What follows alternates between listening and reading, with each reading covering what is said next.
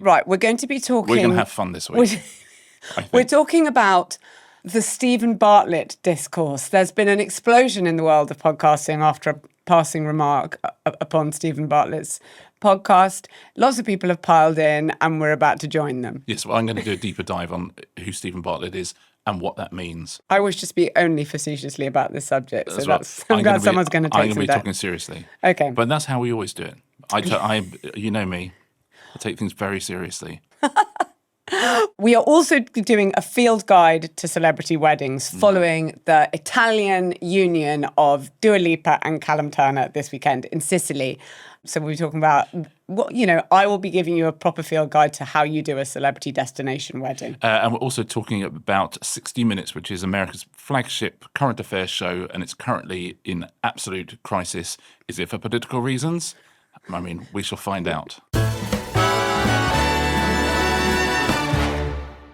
The Rest is Entertainment is presented by Octopus Energy. Now, fan mail is one of entertainment's strangest bargains. You send total devotion one way and the understanding that nothing may come back. Certainly in our day, you would write to a film star or a singer. I wrote to Howard Jones, and maybe 3 months later, a sort of signed photo comes back that's clearly pro forma. That Howard's never really looked at. Steve Martin used to have the pro forma sort of thing, which would just leave blanks, like insert, like small detail to make a joke about how completely impersonal his personal reply to you was. And it was just like a standard thing. Impersonal is interesting. That's why we're talking about this, because with Octopus Energy, you always can reply to their emails. And not only can you reply to them, they will go to the same small group of people who always deal with you. That's like unbelievable. It's almost unprecedented that a company you're giving your money to will actually respond to you. Are contactable in some way. Right, Shall we start with Steven Bartlett? Yeah, business idea. A device that stops you acting like a twat. I would love to pitch that device to Steven Bartlett on Dragon's Den, Richard. I would love to. I would say that people over the last week, you may or may not have felt like a great disturbance in the podcast universe, as if millions of voices screamed out in pain, but then weren't silent. I'm getting ahead of myself. What has actually happened is that Steven Bartlett on his podcast said... Diary of a CEO. Diary of a CEO. I'm going to do the full quote. I had a couple of glasses of wine, didn't get drunk. It ruined 3 days of my life because of the domino effect that it caused. It meant that I got worse sleep that night. I ate more poorly the next day because my dopamine system or the cortisol system... That's what they mean by the domino effect, of course. You immediately order a Domino's. Exactly. I ate more poorly the next day because my dopamine system or the cortisol system or whatever was all messed up. Then I podcasted worse. I don't think you use that as a verb, do you? And I didn't go to the gym the day after. And I could track all of this on my Whoop. Hashtag ad, hashtag sponsor, investor, whatever. And say the word again, Whoop. Whoop. I mean, you spell it W-H-O-O-P. And what is it? It's one of these health tracker things. I'm not going to look into it any further than that. I literally couldn't be bothered to look up what it was. It's one of those self-optimization devices. I slightly felt like, you've had 2 glasses of wine. Buck up, Stephen. It's not going down in mine, is it? These are the good problems to have. But this thing has sparked a flood of interventions across the podcasting sphere. Pushback, really, but content mainly. Yeah. We've heard from Greg James, Paloma Faith, Vogue Williams, Fern Cotton, Joanne McNally, and now, as will ideally not have escaped our own podcast listeners, we've heard from us on it. Well, we've heard from you. Come on, then. I've yet to say a thing. Well, no, you talk to me about self. Is this just a way for him to mention his tracker? Well, what I think is this. We're only talking about a talk, so I think people find him interesting as a figure. I think people are not quite sure where he came from. People are aware that he exists. If you want to look up Steven Bartlett, pretty much every single article you read about Steven Bartlett is headlined, "Is this the end for Steven Bartlett? Is this the downfall of a CEO?" The rise and fall of Steven Bartlett, every single article is essentially wishing him ill, is essentially saying, this guy, we don't know where he came from. He certainly didn't come through our conventional media routes, and yet he seems to have, for a very long time, pretended to be unbelievably rich, and via the medium of doing that, has become unbelievably rich, which seems to be unforgivable for almost anyone. We'll talk a little bit more about him because Diary of a CEO did start sort of talking to businessy people, then started to be slightly more philosophical, I think for his own health and well-being, is the way I read it, and now has gone into the world of wellness. It is massive, we should say. It's one of the biggest podcasts in the country. No, it's one of the biggest podcasts in the world. In the world. Yeah. I mean, it's probably, if we have, not in terms of the politics, but if we have a Joe Rogan in the UK, it is Steven Bartlett. Diary of a CEO. He started before lots of other people started. He built it and built it and built it. He's an incredible marketeer. I mean, insanely good marketeer. Gets incredible guests. But as I say, he's now into that wellness industry, and he's, there've been also, various kind of complaints upheld against him. He would advertise Huel, and he would advertise Zoe, which is that medical app, and not mention that he was financially involved in both of those companies that he was. But I think that if you look at where he came from, I think it drives people insane. And by the way, all of this is caveated with the fact that, me, I always give people the benefit of the doubt. Unless I know for a fact that, I just can't help myself. That's how I've always been. And it's usually served me well. I like to give people the benefit of the doubt. I've met him. I've been on this podcast, which we'll talk about that later. I'd like to hear that. I don't know why I haven't heard that episode of it. I need to It's weird because you listen to it a lot. I listen to you a lot, and I like listening to things that you're on. But I feel like I should be a completist with your work. No, I don't listen to Diary of a CEO. Yeah. So Steven Bartlett, born in Gaborone, grew up in Plymouth, I think, but low-income household, goes up to Manchester Metropolitan University, leaves after a term. In 2014, sets up a company called The Social Chain with a guy called Don McGregor, Don McGregor was sort of the kind of staid, sensible one, and Steven Bartlett was the salesperson. And Social Chain was one of those companies, if you think back to 2014, all the big companies in the world understood how they did their business, but didn't really understand digital. And what Steven Bartlett and Don McGregor did is said, look, here's a way that you can connect to a completely new audience. And it wasn't rocket science. It's just they were natives and sort of understood the audience in a way that different people didn't, and they worked for Microsoft and Huawei and Universal. They had big contracts, good contracts, built up this thing, Social Chain. Steven Bartlett, right from the beginning, was the front man of the thing. I think he understood very, very early on that whatever company he's building, the most valuable thing he can do is build his own brand. Yeah. That's the thing that he really, really understood. The company gets sold for, or at some point it's worth 600 million, gets sold, I think, for 300 million. But actually the bit of it that they set up sells for 7 million. So in amongst all of this stuff, they're building a big, successful company, doing interesting work. The numbers, and there's plenty of articles that will tell you this, there's some doubt over just how rich were you, just how successful were you, and that drives people insane. But, that's been entrepreneurs for 100% that. You have to pretend to be successful for a long time before you actually are successful, and that's clearly correct. One of the things he did. He then built up his own brand, really. He wrote a book called Happy Sexy Millionaire. But again, and sold really, really, really well. It was really beautifully packaged. Title. It's a great title, essentially. If are these the things you would want to be, a happy, sexy millionaire? And got into podcasting very early with Diary of a CEO. And Diary of a CEO, as you can, by the very title, it's essentially saying, well, I'm a CEO. I'm going to talk to some other CEOs, sort of man to man, usually man to man, occasionally man to woman, and it started as a business advice thing. But all he's very smart, and it was always, what's the take home here? What can I teach you? What can you can listen to this for an hour and be smarter and be more ambitious, or have genuine take home stuff. He then started interviewing a few more celebrities, and it started being a little bit more about mental health. When I went on it, again, I will say this. Firstly, it was a really interesting chat. I absolutely felt like he was in therapy. I felt like a lot of the podcast was him asking questions and trying to work out who he was, and that's absolutely fine by me. I think that's fairly compelling in its own way. And after that podcast, whenever you do anything, any TV or podcast, you will get people come up and talk to you about it. And that, a very, very different group of people came up and talked to me in a very, very different way, in a very interesting way. So I've always been grateful I did that show, and grateful I said some of the things I said and reached out to an audience who might not have heard that otherwise. So that's always been my thing with Steven Bartlett. I sort of think, fair enough. And, you can't deny that he now is enormously successful.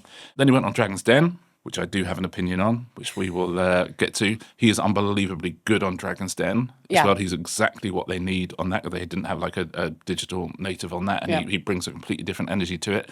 So he is somebody who I think has done extremely well.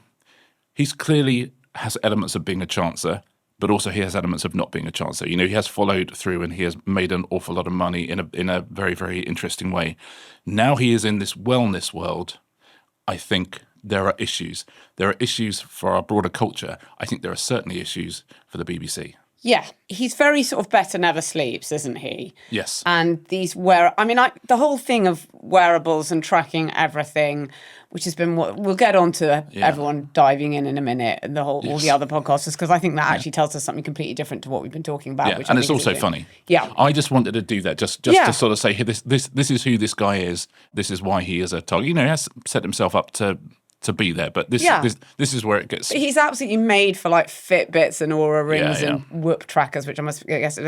Please don't say wearable. I mean, the thing about these things is, I think if they must exist or they must do them, they cannot and must not pass for conversation. I don't want to hear about anybody's. It's like hearing about someone's dreams. I would literally rather hear about your dreams or how much your 4-year-old child is gifted and talented and a genius. Yes. Than I would what your sleep score is. And it should be something slightly shameful that you do in private. Yeah, I don't want to hear about your dreams, your kids, or your wearables. Yeah.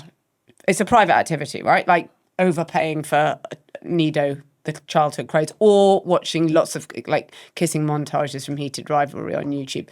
You shouldn't talk about it. Should never talk about it. You shouldn't talk about it if you do it. Okay? So there's no one in the room who would do either of those things. Exactly. It's disgusting. Yeah. Don't talk about it in public. So his tracker, but I did think it destabilised him so much that it reminded me a little bit of like a modern version of the twits. Like if you didn't like him and you worked for him, you worked out how you could hack Steven Bartlett's wearable. You could send him into an absolute tailspin, couldn't you? Because you could just like slightly alter the vitals, and he would go into an absolute tailspin. That's how someone would get murdered. I don't know what in it's an like episode to work of Black him. Mirror. Yeah. By literally being driven insane by their Fitbit. Everyone, though, in other podcasting, the rest of the podcasting sphere has had something to say. In a way, I'm going to say it if no one else will. Okay. This is exactly how World War I started, right? Yes.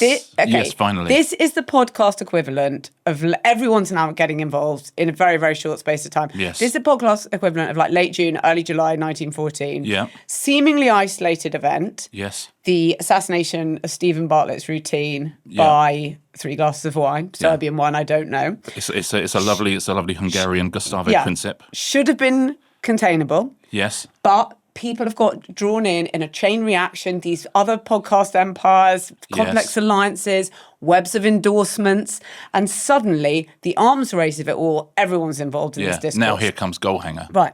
So, and I include myself in that. Okay.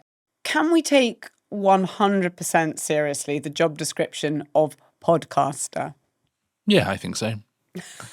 It's a number, but it's not 100, Richard. It's not 100. Well, it's higher than 50, maybe. I mean, it's not. I would say 65. it is. I would say it's lower than author, but higher than game show host. To what degree do you have to take it 100% seriously as a job? I mean, Steven Bartlett's using it as a verb. I podcasted worse. And I can't really. It should be I podcasted worse. Yeah.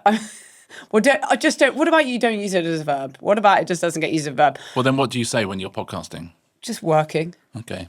Oh, you call it working? That's interesting. You call it working? Wow, you've changed. Okay.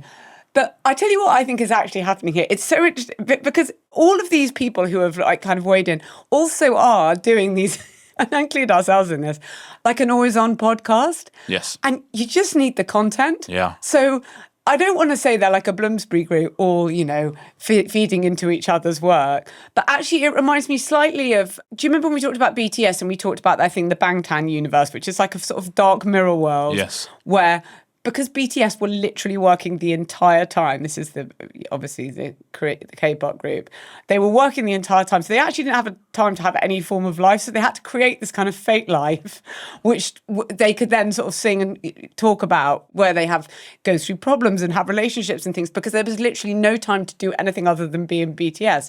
And I slightly wonder whether this is just like, oh great, Steven Bartlett said something mildly stupid. We can have a week's worth of content. All of us can. about this. But I do think as well, as I hinted at, every article about Steven Bartlett is this the beginning of the end?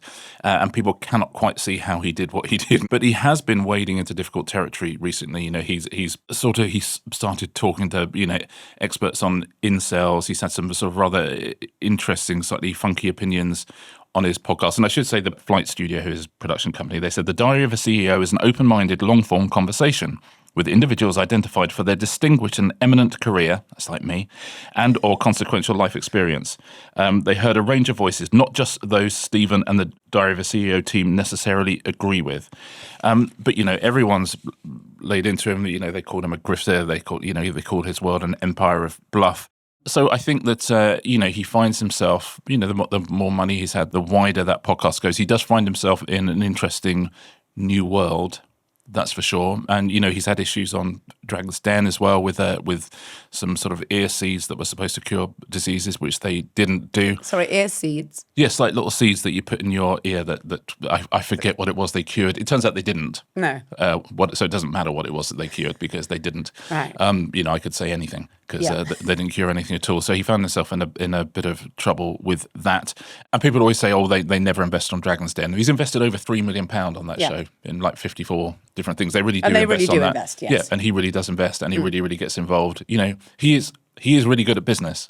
Perhaps he wasn't as good at business as he hinted at the very beginning of his career, but he has caught up, and now he is, which is half the game. In the world of podcasting, it is sort of Wild West. There is no Ofcom. You can do what you want. There's things like, when he's advertising Huel and Zoe, where he was, caught out and there was an apology. It wasn't done again. But in terms of the content you do, in terms of what you talk about, you are free to do it. Now, Dragon's Den, if we've learned anything from working, from people who work at the BBC for the last 10 years, if there's a minor issue, any sort of tiny issue that might come up, then the BBC get in enormous trouble. I would have thought this is, and I love him on Dragon's Den, by the way, and I love Dragon's Den. I love that show. I really, really do. That feels like an accident waiting to happen. I mean, It really feels like an accident. I mean, don't you think? Matt Britton's first trip to the podium. Wow. It's got to come soon. Yeah. It's been about 2 weeks. Yeah. That feels like a difficult thing to ride both of those horses, to be on the BBC where everything has to be squeaky clean and any newspaper will pick up on anything that happens, and to run an enormous podcast that interviews controversial people on the edge of intellectual thought, as we know it at the moment, and on the edge of health thinking, as we know it at the moment. Both of those things you are allowed to do. You're allowed to do Dragon's Den, and you are allowed to do a podcast that pushes the boundaries of what we think about things. It feels like at some point that might become an issue. I find that dual carriageway that he's on quite an interesting one.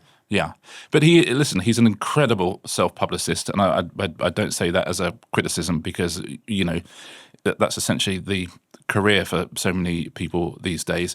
When I went to do his podcast, it was on the day of the Queen's funeral, and I don't drive, so they sent a car to pick me up, and normally if a car comes to pick you up, it's a Prius. In this, it was Steven Bartlett's own people carrier that was entirely tricked out. Instead of a thing between you and the driver, there was like a massive screen the whole width of the car. A screen that you could watch TV on? Okay. Yeah. All the seats were a cream leather and monogrammed in black SB. So you kind of think, I sort of admire it because you just, I mean... sheer overfinch. Well, because I'm just thinking I wouldn't pay for that. If it was my, I wouldn't do it. But it's sort of commitment to the bit. But the other side of it, we put the screen down because I wanted to chat to his driver, who was lovely, called Smiley. And Smiley said, I used to work in retail. He said, and about 5 years ago, he said, all went wrong, and I thought, right, I'm going to be an Uber driver. So Smiley gets a job as an Uber driver. He said, my first ever job, I get this thing saying someone 3 minutes around the corner needs to be taken 15 minutes away. My first ever job, I was quite nervous. Passenger gets in, it's Steven Bartlett. He said, at the end of the journey, 15 minutes later, he said, would you like to work for me? And he said, and I've been his driver ever since. So, and funnily enough, Smiley and I, because he dropped me back off at home as well, and we watched the Queen's funeral procession together because it was just at the end of my road. So the two of us, so you sat in the car and just watched? No, we had a little wander down and watched the funeral procession. So I watched the Queen's funeral procession with Steven Bartlett's driver. Well, that's a claim to fame. Yeah, isn't it just of a sort. Is there a podcast in that?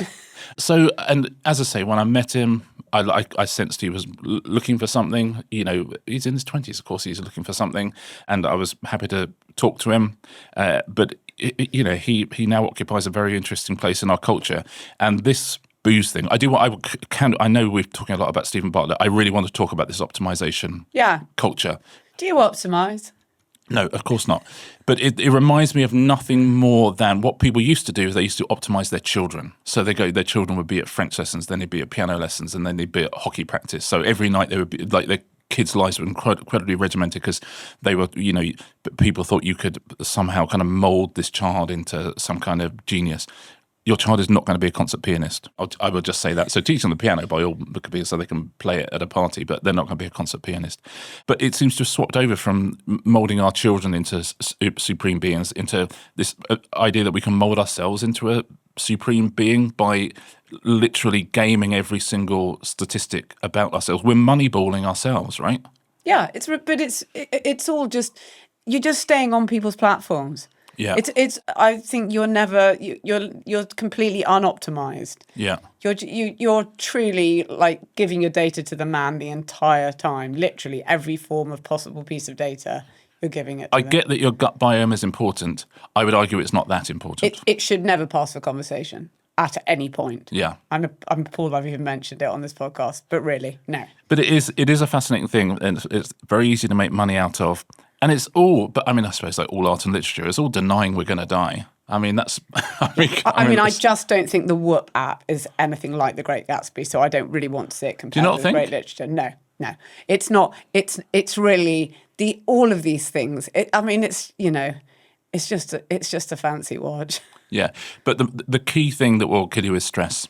And, you know, paying attention to every single number of every single. For some people, by the way, it works very well because that's some people's personality. Some people absolutely love having a number for everything. That's why people love fantasy football. It's like fantasy football, but for your health. Which you've had to stop for your health. Yes, because I found it too stressful. Yeah.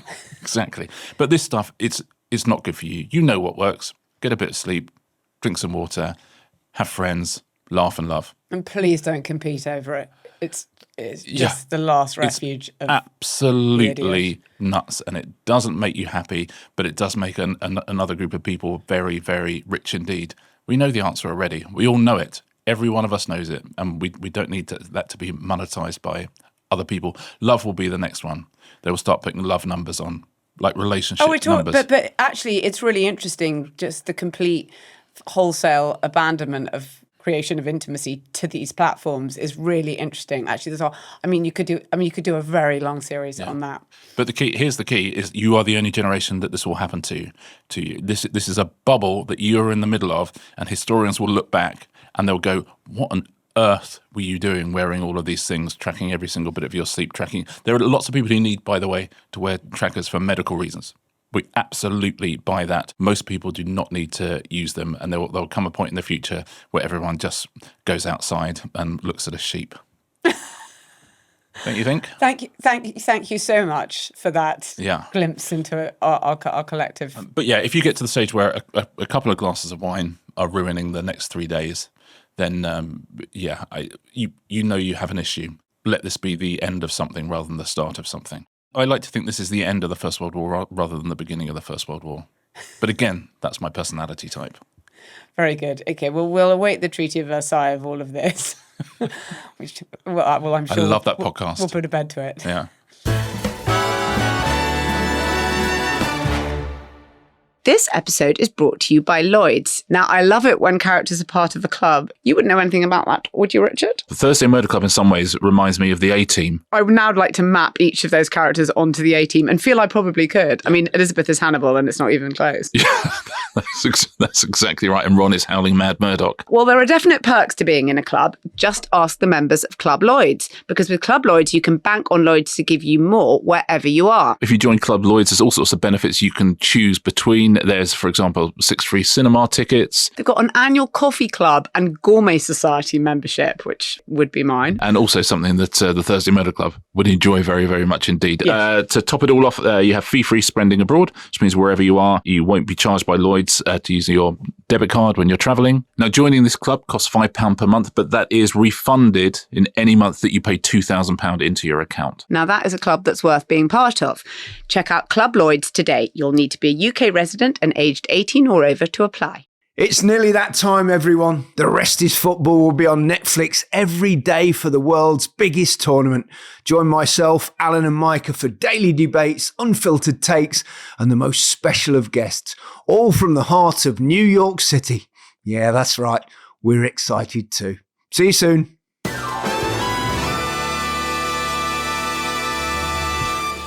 Welcome back, everybody. Welcome back. I would like to offer you, Richard, a field guide to celebrity destination weddings. Yes, please. Because we've just had a very big one. Both of them are celebrities. Dua Lipa and Callum Turner have just got married. Huge congratulations. I love both of these people. And they've just got married in Sicily, in Palermo. Now, first of all, destination weddings. A lot of people have a view on them. Yes, I do. Yeah, I'm sure. And it's, in civilian life, you can end up having conversations like, sorry, they're getting married in Mexico, and for some reason the hen weekend is in Mykonos. Unacceptable, right? Yeah. This is totally unacceptable. I've got 9 weddings this summer. Okay, but these are not our ways. Okay, No. We're talking about celebrities here, right? So let me explain to you what you have to do. This is the exact playbook, right? Yeah. Before you go to the destination, the week before, you get married in either Chelsea Old Town Hall Registry Office or Marylebone Town Hall Registry Office. Both of them are in London. These are the only 2 options. Yeah. They did Marylebone. Right? There are only 3 outfit options for the bride. Vivienne Westwood but a mini dress. Yes. A white trouser suit, or a pretty much exact replica of Bianca Jagger's when she married Mick. What does that look like? It's like a cream suit, but skirt suit, midi skirt, with a big white hat. Probably Yves Saint Laurent, but don't quote me. Yes. Wait, hold on. I'm just going to bring up a newspaper and quote you. Yeah, no, Marina said, she said that Bianca... She said it was Yves Saint Laurent. Yves Saint Laurent, from Marina Hyde. Yeah, exactly. Bombshell, yeah, I know. I won't quote you. Anyhow, those are the only 3 outfit choices. Okay. Dua Lipa chose option 3, the Bianca Jagger. Did she? Homage. I believe that's Yves Saint Laurent. Right. Yeah, I'm told. Yeah. For the man, there's only one choice. No one cares about that. That's right. Just don't bother. Like a dark suit. No one's it. Yeah. Mick was in a light suit, of course. Was he? Yeah. Oh, Mick 3 was. Yeah. But was Callum in the OG? I don't know. I literally couldn't care less what the man wears to the registry office. Don't draw focus, right? No. Don't. Yeah, exactly. Even if he is going to be James Bond. And I think civilians, well, we'll get to that. Civilians only for that, because you don't want, you're not going to have Ellison hanging around on the Marylebone Road chucking some dried rose petals. Oh, so for the registry office bit. Anyway, then you have to decide where your destination will be. Italy is currently very popular. You've got Lake Como, Tuscany, Sicily, Venice. There's an awful lot of tax dodgers living there. Yeah. And then, so it's going to be very expensive, right? So it's better if you picked your venue off the telly so that people can say, and this one people keep saying where Dua Lipa and Callum Turner got married, they keep saying, oh, it's in the credits of The White Lotus season 2. Okay, it's not. But misreporting is also a very important feature of celebrity destination weddings. So which is good. It needs a balcony.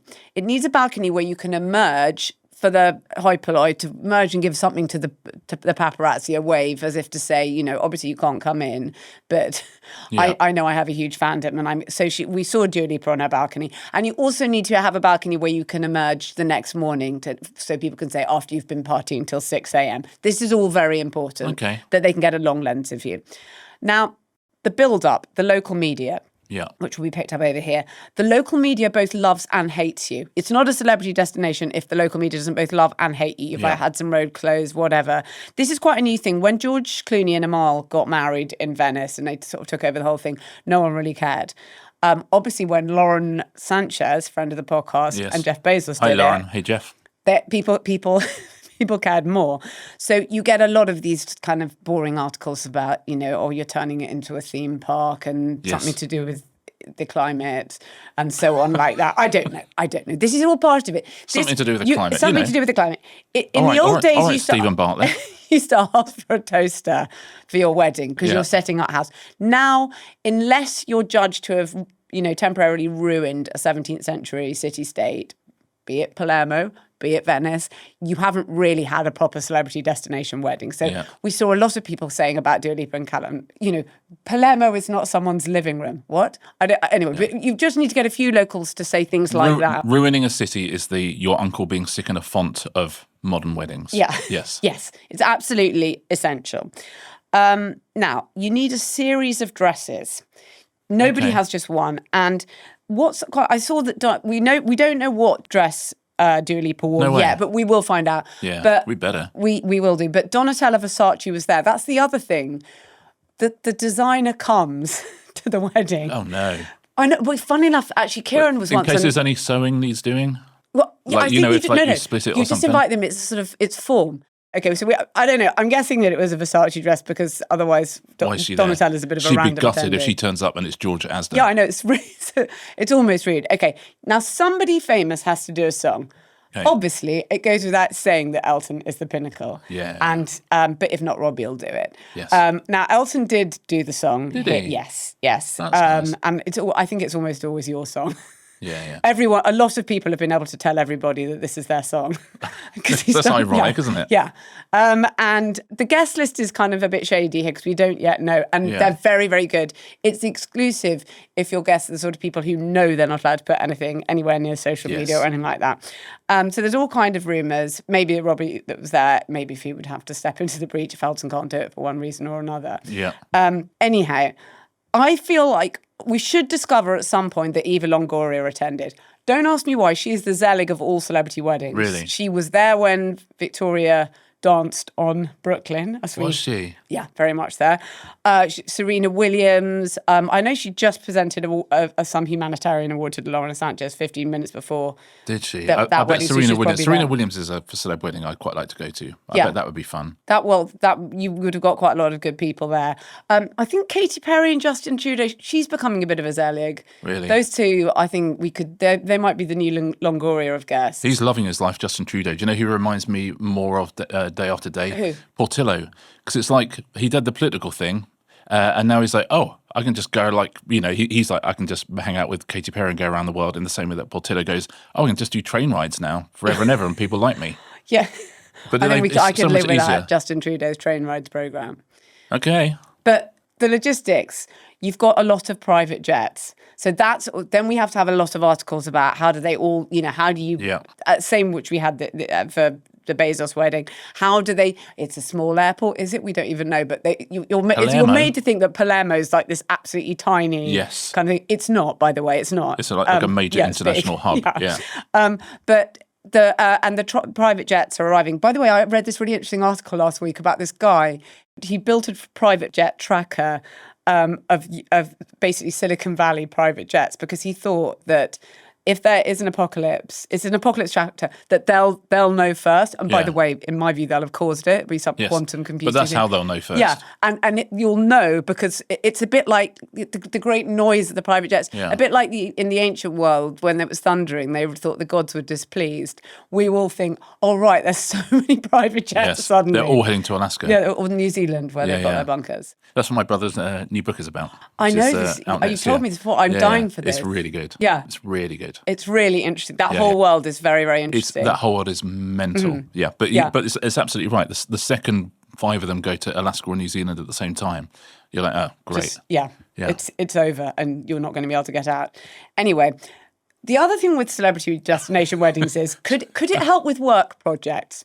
Look, I'm just saying, for Callum Turner, is him being bathed in Sicilian light in a white dinner jacket at this stage in a certain audition process the worst thing? That's Is it going to interesting. give him the edge over Jacob? I don't know. I don't know whether it is, but for me, it's going to be between those two. And as I said before, I thought they were leaning in one direction, but we don't know, and you don't know who says yes. That's a lucky side of it, though, isn't it? Yeah. They're not going to Palermo because of Bond. They're going to Palermo for all the other many, many reasons that you're talking about. Let's think about synergies, Richard, because I can assure you their agents are. You've got to have synergies. I can assure, yeah. So that sort of covers your celebrity wedding. The next one, which obviously we're going to have to go big on this podcast, is Taylor and Travis. Yeah. These reports that are so nuts that I cannot believe they're true, but there have been a number of reports in recent days saying that Taylor Swift and Travis Kelce are getting married at Madison Square Garden. We know they're getting married in New York, but they're getting married at Madison Square Garden. Wow, in the ring? Like the Moonies. I mean, what? Doesn't seem right. Also, you work there. It's like me renewing my vows here. She works there. And sometimes, not always, but sometimes she works there. Anyway, if this is true... They'd really have to dress it up. Yeah. Because it's supposed to be... It's not going to look like an Oxfordshire church, is it? No, it's not going to. Or a grand palazzo. No, it's... I mean, you could sell tickets to it. I don't know. This can't be true, can it? I wonder if she'll get fans to go. Oh, of course. Maybe there'll be something of that. I don't know. But what's your general opinion on a destination wedding, though? Do you have to? Is my general opinion. Yeah. Yes. Why don't you have your honeymoon And then it's on you. Yeah. And if you do one, if you're actually telling me that you're going to also have a destination stag or hen weekend, you are now taking the piss. Yeah, a stag or hen I think is fine because that's you can make an excuse and not go to a stag or hen if you can't afford it or whatever it is. You can kind of say, you know what, that's so annoying I can't come out to Budapest. But you can't say no to a wedding. And you got family and you got old friends and you know everyone's got different income levels. I think it's no. It's just a no. But I mean, I don't. If you think are marrying someone Greek, yes, by or all if means, you're marrying, because that's where all of their family are from. So, or if you're trying to find a halfway point and you're marrying someone Australian and they're fine. I get it. There are definitely excuses for having it. Yeah. In general, if you're from Haywards Heath and you're getting married in Faliraki and then everyone's flying back to Haywards Heath, come on. Especially if you're of the age where everyone's getting married at the same time. It's so expensive. Yeah. It's so unbelievably expensive. It's expensive anyway, living it in the UK. Do celebrities pay for their guests to go out there? It's not clear, is it? I would have thought that if you thought for 1 second that, they took lots and lots of rooms. And I think you put all your family members and your friends and just say, we've got a room for you. And then, Adele, you sort yourself out for obvious reasons. The best person to be in that situation is like Callum Turner's aunt.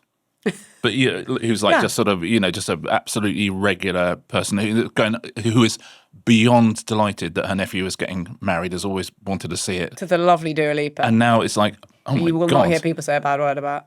Oh, that's good. People really like her. Oh, that's really, really nice. Yeah. But so she's going there and like Elton John's playing. She goes, I mean, I often hear your song at weddings, but I've never seen it. Oh my God, not this one again. Yeah. Yeah. But that must be amazing. Well, many congratulations to them. Yes, we hope exactly. for more. They'll probably release a couple of pictures just so we saw what they actually look like. Yeah. But yes, so that was very that was a happy one. But Taylor and Travis next.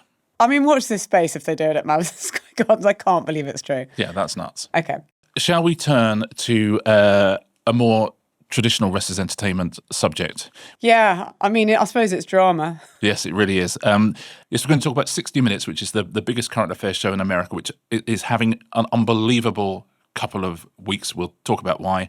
Meltdown is exactly that. There was an incredible meeting between the new guys coming in to run it and some of the people who currently work for it, which has been reported everywhere. I thought it'll be a fun thing to give some context to. It's on CBS. It's on every Sunday night at 9 o'clock. But it's investigative reporting. It's like sort of Panorama, but it's not. It's like if Panorama was massive. It's basically at 60 Minutes. Yes, it's actually sort of part of the global cultural conversation. And they tend to have 15-minute investigations. They have these correspondents who've worked there forever and ever and ever, and they take incredible pains over every single thing they report. So it's a really blue chip show. It has been for years and years and years. A huge brand in the States.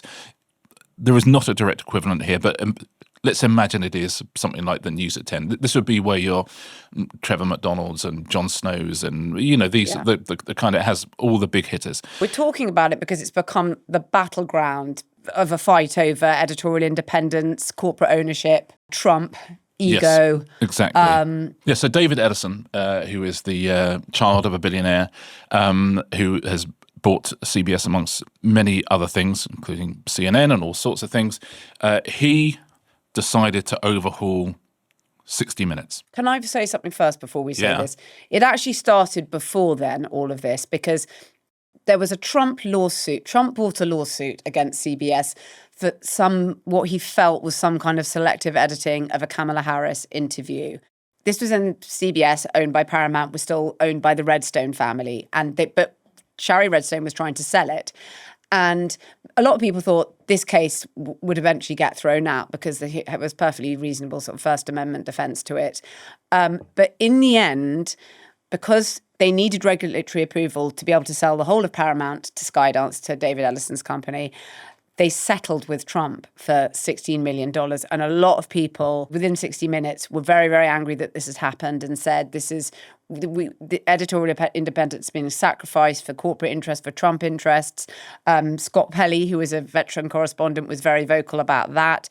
But anyway, the deal went through. They got their regulatory approval and they clearly regarded that as a price to pay. But we've then seen other things happen. Stephen Colbert, we know that Stephen Colbert's show is finishing on CBS. So there's definitely a thing about CBS that, is it vulnerable to the editorial independence being interfered with by corporate entities? And the stuff that's happened this week is crazy. So there's a woman called Bari Weiss who ran a media organization called the Free Press that David Ellison bought for $150 million. Right-leaning, I think it's fair to say. Trump-leaning, I think it's fair to say as well. And he bought Bari Weiss in free thinking. Might be the thing we say Bari these days. Weiss's story was that she was brought into the New York Times between 2017 and 2020, which was a sort of particular kind of the height of, to some degree, kind of peak woke. And she was brought in to she covered culture and politics to kind of act as a counterweight to what, seen as leaning too Democrat or whatever it was. She was quite reactionary. She said things like, the idea of cultural appropriation is stupid. Intersectionality is a flawed idea. These were regarded as complete sort of blasphemies at the time. And in the end, she resigned because she said that effectively Twitter had become the New York Times's silent editor, because people were so scared of cancellation or backlash that they kind of cleaved to quite a narrow point of view. And I have some sympathy with that. And there are lots of places that needed some kind of correction, I think. I will not say that I've agreed with everything she's done since then. And lots of people totally loathe her.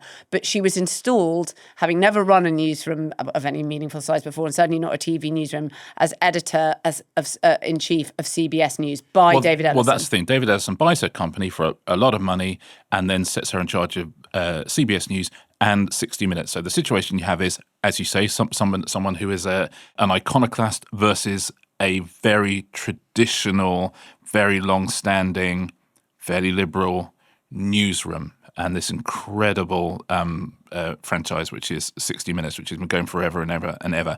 And a lot of the correspondents are in their 70s and 80s and have been there forever. And suddenly she's a new broom sweeping through it. Now, CBS News, which she's in charge of, the ratings are down and down and down. And now we have a situation with 60 Minutes, which is the absolute jewel in the crown. And it should be said, profitable. Yeah. Good ratings, profitable. Vice brought in a new kind of chief editor called Nick Bilton, who is not particularly from a news background. He used to write for Vanity Fair, as a screenwriter, all sorts of things like that. He used to be a tech correspondent at New York Times. Yeah. But, yeah. So, he's from that world. And they had a meeting last week where he came in for the first time, and a lot of the big correspondents have left already. Anderson Cooper, who was the sort of probably the biggest dog of all at 60 Minutes, he has left. And so many have been made redundant, and lots of the producers executive have, staff, correspondent, everyone has been made redundant. They talk about it as do they call it Black Thursday or Black Friday or whatever? So Nick Bilton comes in, has his first meeting with his team to try and say, look, this is who I am, this is where I want 60 Minutes to go. And Scott Pelley, who we were talking about, one of the correspondents, very senior correspondent. He had something to say in that meeting, did he not? Yeah, he seems. And by the way, the audio of this meeting was, of course, recorded and given to the New York Times. Yeah, I mean, literally within 2 minutes of the meeting ending. Scott Pelley made a big speech saying that Bari Weiss was murdering 60 Minutes.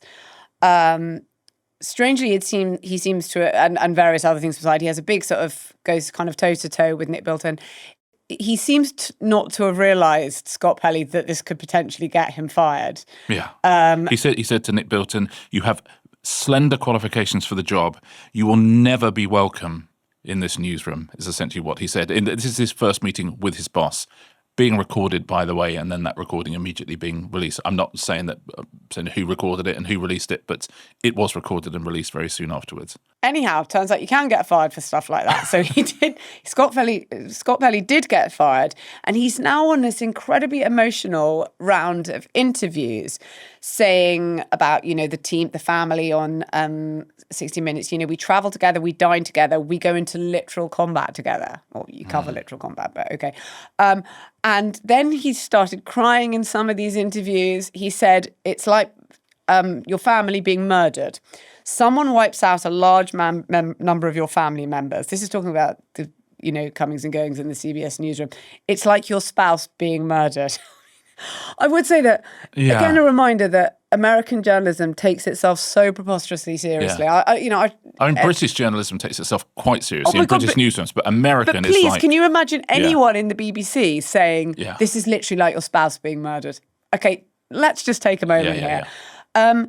So there are three major correspondents still on air, by the way, who have said they will go if anything more is done to it. Yes, but they have all agreed for now to stay. The thing was they were all going to go at some point. But like one of them, Leslie Stahl, she's 84 years old. This is like the Democratic establishment. Yeah, but it really is. But she's agreed to stay. Bill Whitaker's agreed to stay in another one, just to sort of see if they can continue the DNA of 60 Minutes into this new era. And Nick Bilton has come back fighting, quite rightly, in some ways. He said in the termination letter, he said that Scott Pelley had behaved with remarkable incivility and contempt. And, he did, is the truth. Whether he had good reason to do it is another matter. Nick Bilton sent a memo saying that he absolutely is not going to take any political leads from the ownership of CBS. But he would do that if it's true, and he would do that if it wasn't true. So it sort of doesn't help. But it's his email. It ends, I think, and this is where we came in. It ends. "It's been a hell of a first week. Let's get to work," which is like a Will Ferrell comedy. Yeah. So here's the interesting thing about this story: is this purely Trump and the Trump agenda trying to bring down one of the last great bastions of American news and American news reporting and independent American news reporting? Is it that? Because every single fact about it makes it look like it is that, the people who've been bought in, the people who have left, the ownership, all of those things. Or is it, and when you hear Nick Bilton talk, he said, look, I genuinely recognise this show gets good ratings and I genuinely recognise it is profitable. It will not be either of those things or do either of those things for long. He said broadcast news is an ice cube, is how he's described it. And he said it's an ice cube is not going to get any bigger. It's literally, it's out there. It's going to get smaller and smaller and smaller. And the world of news now, as we know on this show very, very well, is a world of younger personalities, of clippable things, of, going viral. It is not 1 hour on a Sunday night with a huge lead in from the NFL, which is what 60 Minutes has got. It is not an audience that has grown up with this franchise and believes in it and will follow it blindly.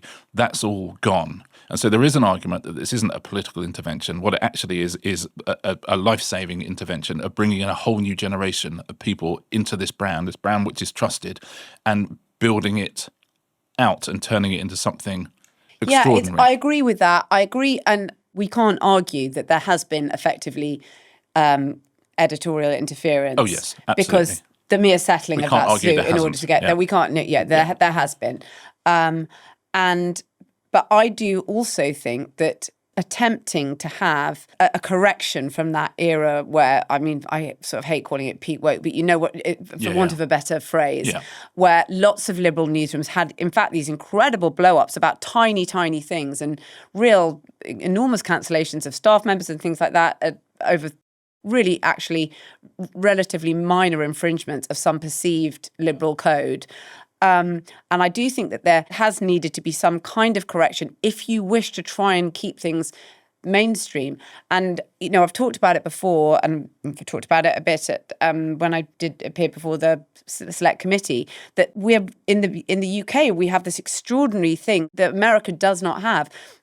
We have the BBC sitting right at the centre of our sort of mainstream. And I realise that people have got all sorts of different problems with the BBC, but like 60% of people check it frequently. Yeah. In America, you've got a situation where nothing gets more than 20% of anybody. And the polarisation is almost off the charts. Like, if you like Fox News, then you absolutely hate New York Times, and vice versa. Yeah. And everybody is sort of flung out to the outer reaches of these graphs, and they don't have anything sitting in the middle. And the attempt to and I do think that when a shared mainstream disappears, and we see this all over the world, you get these big cultural problems, and the lack of a sort of shared mainstream in America, and the perception that some things are for some people and some things are for other people, and it's very, very siloed like that, is not great for social cohesion at all. And you can see the effects of it. So I think the sort of aim of it, whether or not you think they're doing it right, and whether or not you think that actually is their aim, or it's kind of a covert thing for interference, I think the aim of it is good, to try and create something that more than 20% of people ever are going to think is trustworthy. And it doesn't sort of matter if you have got bigger ratings than you had before because other things have fallen away. You're still, as you say, the ice cube is not a terrible analogy. Yeah.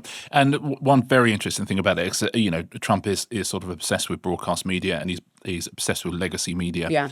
And the truth is that's the steam trains, those things. And he is obsessed, as are most of his generation, as are most of our generation, with these things that are not going to be here in 30 years' time. The stuff that we grew up with, which we still consider to be incredibly important, and which culturally is still incredibly important. It's still, because it's an echo chamber, and, legacy media always, what legacy media talks about leads what other legacy media talks about.